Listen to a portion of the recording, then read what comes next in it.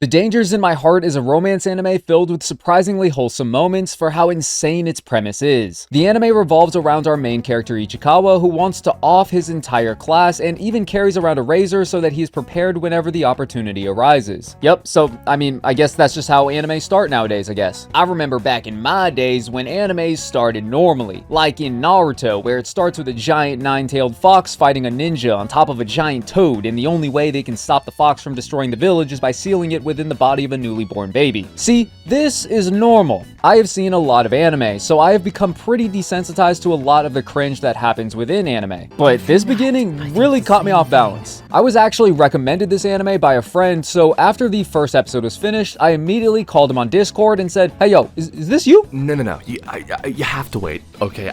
I know it seems really weird at first. I understand that, I do. And I know people always say this, but you gotta trust me. It gets good. And you know what? He's right.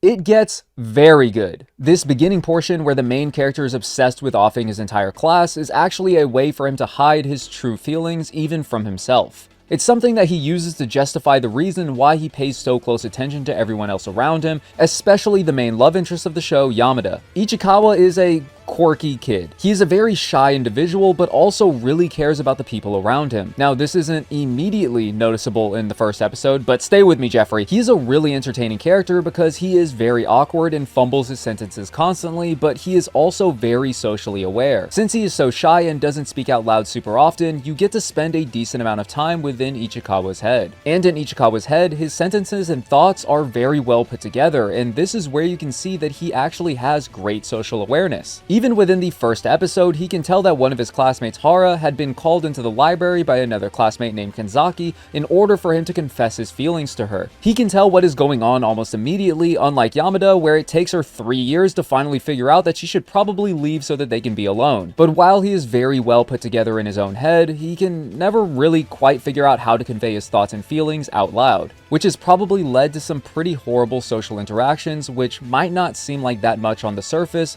but could feel pretty terrible, especially to a middle school kid. Those experiences can be crippling. They can become shackles that prevent you from moving forward, or can lead you to create this weird persona where you constantly read human anatomy books and carry around a razor with you everywhere you go. But we can talk more about this later after we dig a bit more into the anime. So Ichikawa is a kid who wants to off his entire class, and his main target is the school's most popular girl, Yamada. The reason that he is mainly targeting her is because she is the one that he notices the most. Because of this weird persona that he adopted, the conclusion that he comes to is that this must mean that he wants to off her more than anyone else.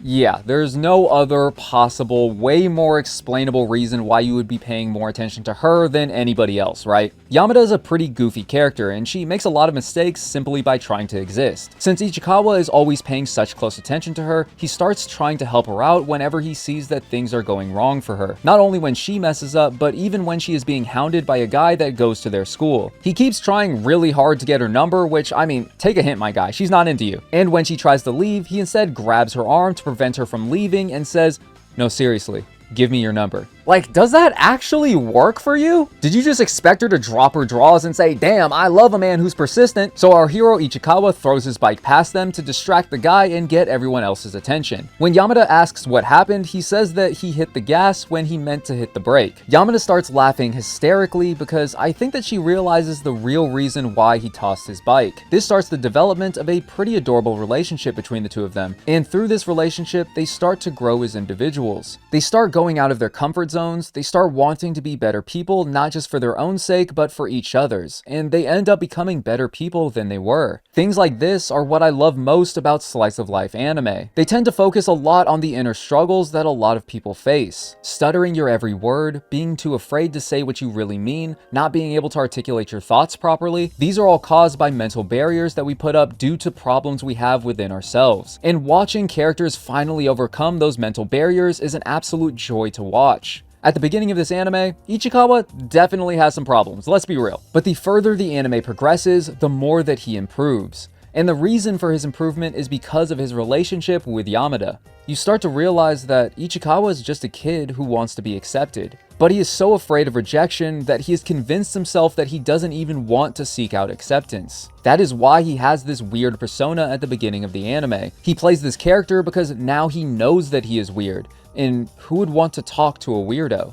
Disappointment can only happen when there are expectations. He has zero expectations when he's going around acting like this. But having zero expectations also means that you never expect anything good to ever happen to you, which I think is a pretty sad way to live. Yes, living like this prevents you from being hurt, but it also prevents you from being happy because you miss out on so much. Yamada opens his eyes to this fact when they go out shopping together on Christmas Eve. The entire time on this very obvious date, he is telling himself that shopping is all this is. This is definitely not a date that he is going on. Even though Yamada invited him out on Christmas Eve, she wanted him to hold the other side of the bag so that they wouldn't get separated. When he was standing too far away, she tells him to come closer. Totally not a date though. We can't let those pesky expectations rise up now, can we? Throughout the entire day, he is so preoccupied about how he is messing up, how he isn't fashionable, how he shouldn't have gone shopping with Yamada because he is an absolute mess of a human being. But then he notices something strange. Yamada seems worried about how today is going. He tries to put her at ease by telling her that if he doesn't want to accept an invitation, he will tell the person to screw off. And if he isn't having fun, he will say so. So he tells her that she doesn't need to worry. He is having fun today. But while he is saying this, he is looking down the entire time. So Yamada says that she knows and wraps a scarf around Ichikawa's neck. It's a very subtle gesture, but it is done for a very specific purpose. Ichikawa realizes that the scarf is wrapped so tightly that he isn't able to look down anymore, which forces him to look up and see the beautiful light display that had been put up for Christmas Eve. If you are always looking down, then you will miss everything that the world has to offer. I think that this anime is about a little more than just the relationship between Yamada and Ichikawa.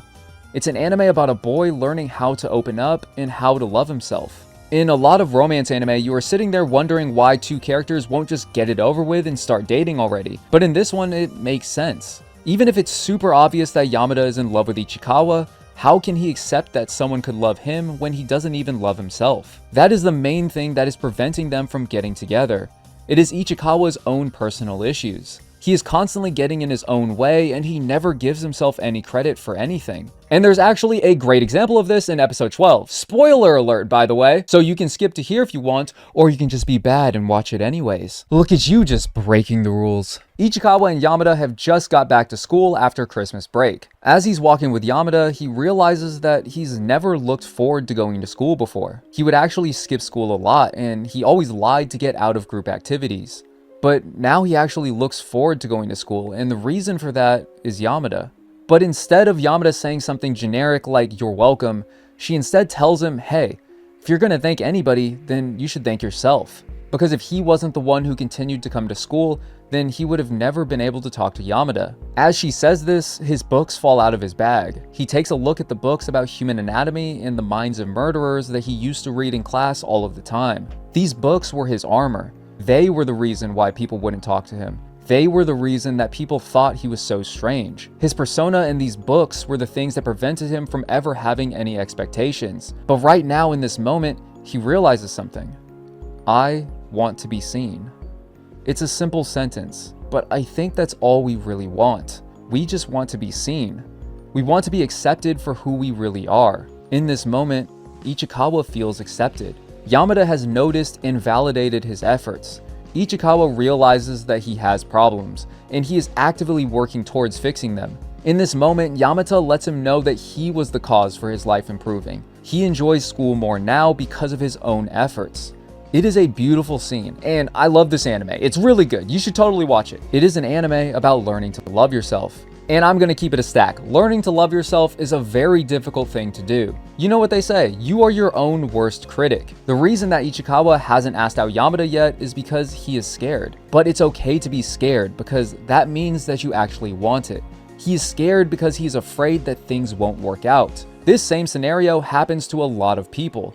They are afraid that something won't work out, so instead of leaning into it and pushing through despite their fear, they instead back away. Sometimes people even run away from success. Some people are even more afraid of success than they are of failure. I've seen people work really hard at a job to get a big promotion, and then when the promotion is finally presented to them, they get scared and they don't want it anymore. Because getting promoted and finding success comes with expectations. And expectations are scary, because with expectations come the possibility of disappointment. Learn to love yourself so that you can learn to accept the love of others. That is a message that I saw sprinkled throughout this entire anime. Or maybe this is just another dumb rom-com, who can say?